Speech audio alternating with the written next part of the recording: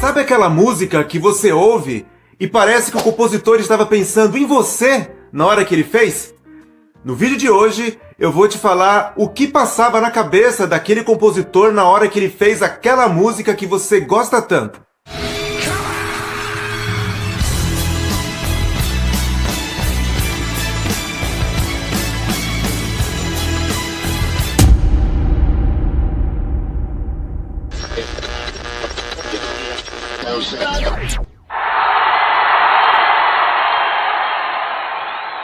John Fogerty, do Creedence Clearwater Revival, ele estava com a cabeça muito focada na política, no Vietnã, em Woodstock e no ano de 1969. E isso levou ele a compor a música Who Stopped the Rain. Mas ele não queria ser muito político nessa letra da música, então ele começou a usar vários símbolos, várias simbologias, e isso fez com que a canção ficasse muito maior do que ele imaginava, e ela ficou totalmente atemporal. Se você olhar a letra dessa canção, você vai ver que ela não só está falando de política, de guerra ou do cotidiano, ela ficou muito maior que isso.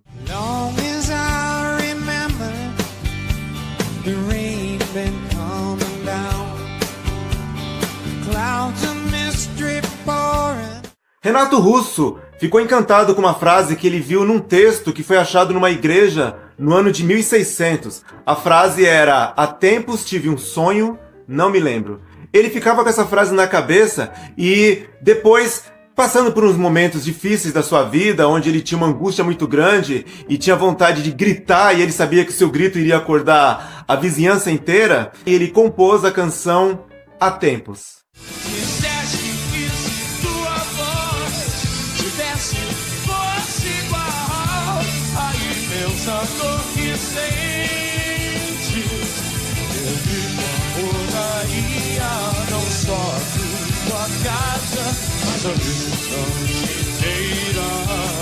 Jack White, integrante da dupla The White Stripes, usou um pedal para fazer com que a sua guitarra ficasse parecendo um contrabaixo, para compor este hino sobre raiva e paranoia. E o resultado foi o melhor riff de guitarra do início do século XXI, a música Seven Nation Arms, que mudou a história da banda. O título da canção e a letra era uma coisa já que Jack White tinha quando ele já era criança. E era uma letra que ele chamava o Exército da Salvação daquela forma. E a música virou até hino de torcida nos estádios.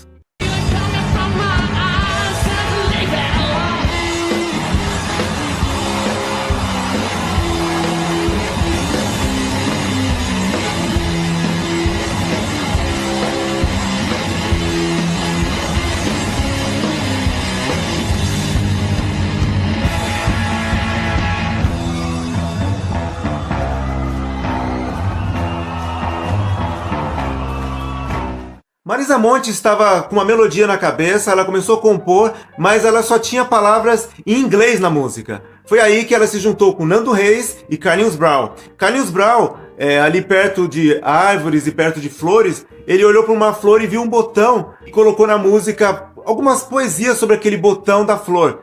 E Marisa continuou mantendo algumas palavras em inglês na música, Nando Reis ajudou na harmonia e saiu a canção Na Estrada.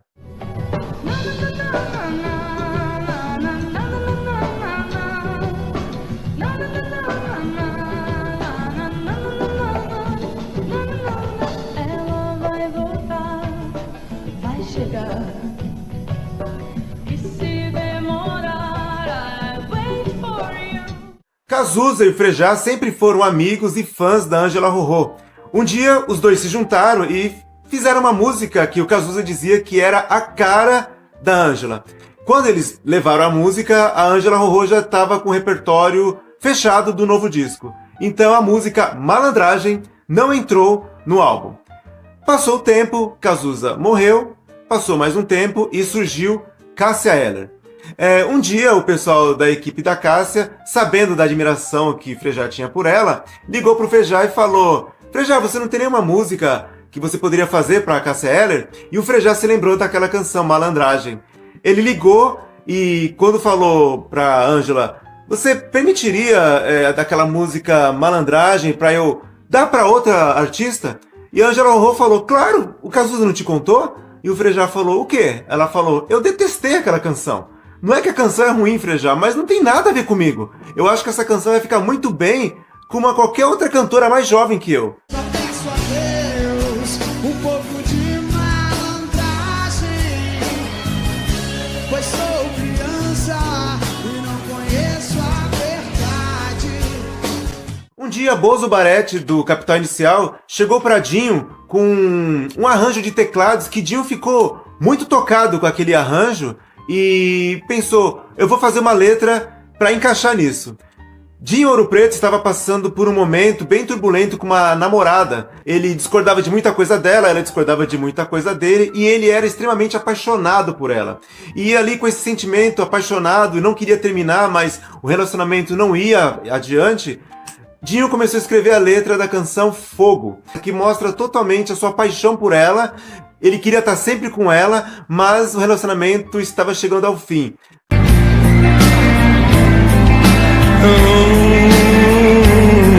Você nunca se arrepende, você gosta e sente até prazer.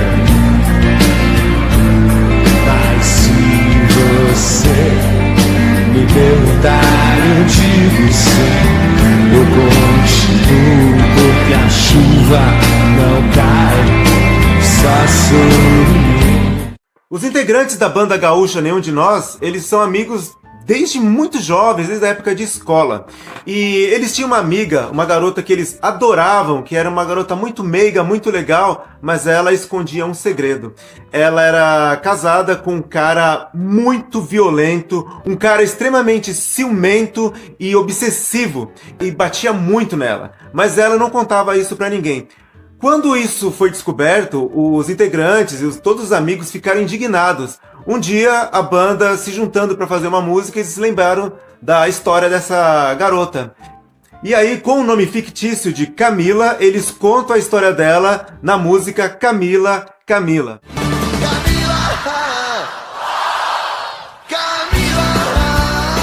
X-Rose, ele escreveu uma carta para sua namorada.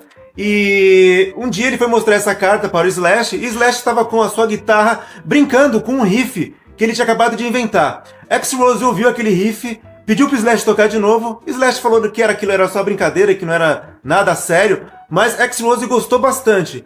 Slash começou a tocar, a banda se juntou, começaram então a fazer toda a harmonia e os arranjos da música, e a letra de Sweet Child O' Mine é essa carta que Axl ia dar para a namorada. E ele ainda casou com essa namorada, mas o casamento só durou um mês.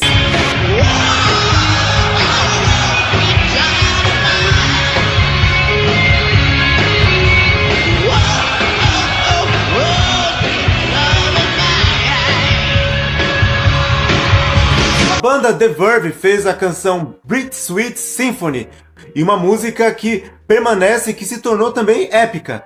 Mas a canção deu muita dor de cabeça para a banda porque ela é considerada um plágio da música The Last Time do Rolling Stones, tanto que no acordo a canção é creditada aos integrantes do Rolling Stones. E com um videoclipe que dá para ter várias interpretações, um videoclipe pra lá de metafórico, The Verve chegou a conquistar o mundo com essa música, mas com os créditos aos Rolling Stones.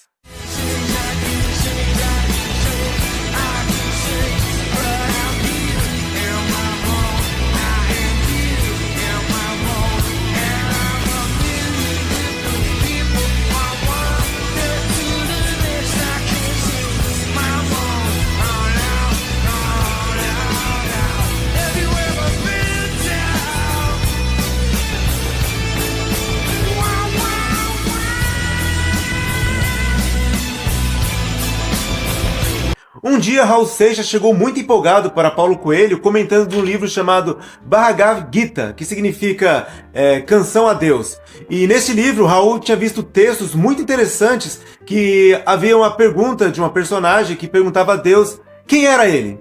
E Deus respondia, dos animais selvagens sou o leão, dos peixes sou o tubarão, sou o início, o meio e o fim. Raul ficou tão empolgado, se inspirou e escreveu a música Gita. Ou seja, a canção Gita é Deus respondendo para alguém quem ele, Deus, é. Eu sou o seu sacrifício, a placa de contra. Eu sou a vela que acende. O compositor brasileiro Jady, ele se apaixonou perdidamente por uma garota de programa. E ele então vivia indo atrás dela e pedindo ela em namoro e dizendo que queria tirar ela daquela profissão e dar uma outra vida para ela. Um dia ele respirou fundo e falou: vou pela última vez conversar com ela e pedir ela para ficar comigo. Quando ele chegou na casa onde a garota trabalhava, ela não estava mais. E perguntando ali para outras garotas onde estava ali a sua amada, ele recebeu a resposta que cortou seu coração. A resposta foi: um outro rapaz veio aí, pediu ela em namoro e ela aceitou e ela foi embora com ele e não vai mais voltar a trabalhar aqui. Jady ficou então muito entristecido e escreveu uma canção chamada Cilada. E quem gravou essa canção foi o grupo Catinguelê. Se algum dia eu te...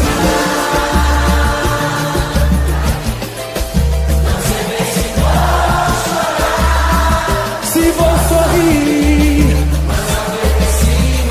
se manter longe dos programas. George Harrison, o ex-Beatle, que fez uma das canções mais lindas de sua carreira, que é a My Sweet Lord, que deu também uma das maiores dores de cabeça para ele, porque ele estava numa época bem Hare Krishna, então ele fez essa canção e quando ele a gravou, a música fez um baita sucesso, começou a tocar nas rádios, mas as pessoas começaram a perceber que já tinham ouvido aquela música antes e que ele tinha plagiado a canção de um grupo chamado The Chiffons, a canção He's So Fine. George Harrison teve que pagar uma indenização muito alta para o detentor dos direitos dessa canção, que era o seu ex-empresário. Pagando esta indenização, George Harrison ficou também com os direitos da canção He's So Fine. E My Sweet Lord se tornou uma canção tão famosa que ela também é cantada até em igrejas como hino.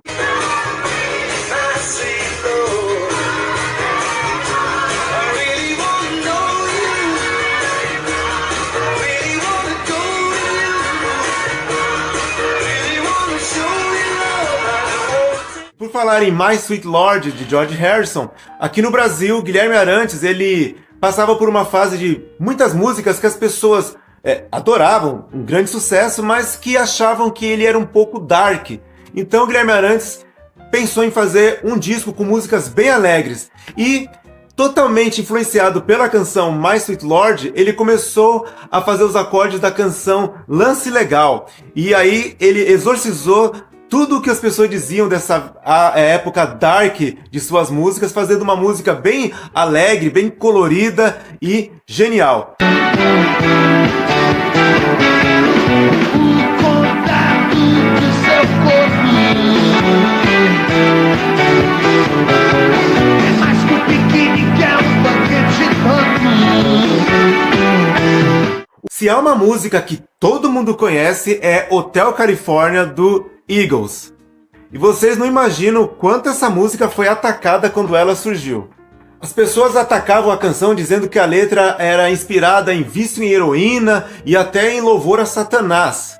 Mas Hanley, um dos integrantes da banda e um dos compositores da canção, ele dizia que tudo aquilo era um exagero, que ele estava realmente falando ali sobre a vida luxuosa que a banda tinha em Los Angeles. E a música, quando foi gravada, ela deu muitos problemas para a banda também por causa do arranjo complicado que ela tem. Don Fielder, o guitarrista, ele fez um arranjo complicado de 12 cordas e depois ele não conseguia reproduzir esse arranjo de novo. E em pânico, Fielder ligou para sua empregada doméstica e ele estava em Miami e ela em Los Angeles. Ele ligou para ela e falou para ela procurar uma fita demo que ele tinha deixado no seu estúdio com a gravação de todos os solos da canção. Então ela conseguiu achar, colocou a fita num gravador e pôs o telefone para ele ouvir. Ele ouviu no telefone e ali ele começou então a copiar tudo que ele tinha feito nessa canção.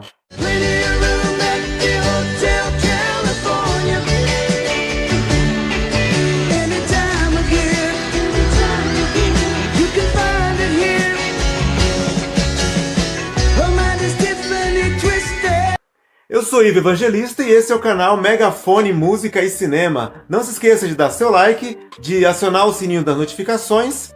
Um abraço e até a próxima.